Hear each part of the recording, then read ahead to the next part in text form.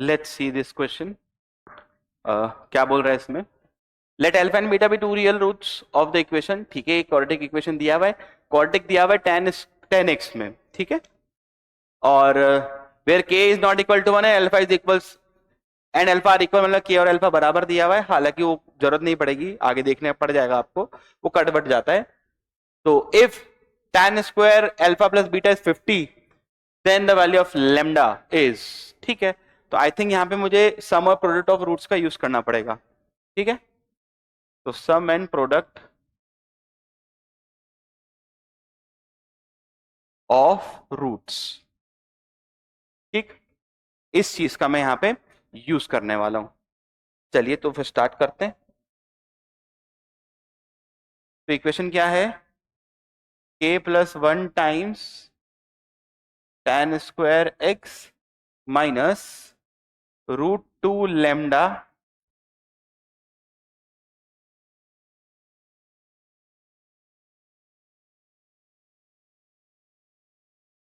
tan X, और फिर क्या दिया हुआ है? k माइनस वन, इधर भेज देते हैं ना उसको। ठीक, इज इक्वल्स टू जीरो। ठीक, अब ये इक्वेशन आ गई है मेरे पास।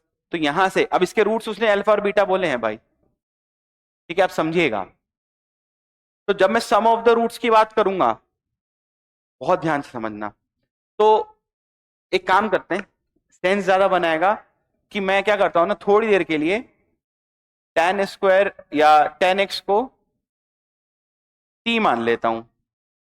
ठीक, तो अगर tan एक्स t है, तो जब मैं अल्फा रखूंगा तो tan अल्फा t1 कोई एक रूट बन रहा होगा t1। क्लियर है? सिमिलरली एक रूट बीटा रखने पर क्या बन रहा होगा? t2 tan beta. तो ऐसा मानने से होगा क्या, देखिएगा। तो k plus one times t square minus root two lambda t plus k minus one is equals to zero. इसके रूट्स कौन हो गए? t1 and t2। तो t1 क्या है? Is nothing but tan alpha, और t2 क्या है? Is nothing but tan beta. I think मेरी बात समझ में आ रही होगी। तो अब देखो यहां से देखना थोड़ा सा आसान है।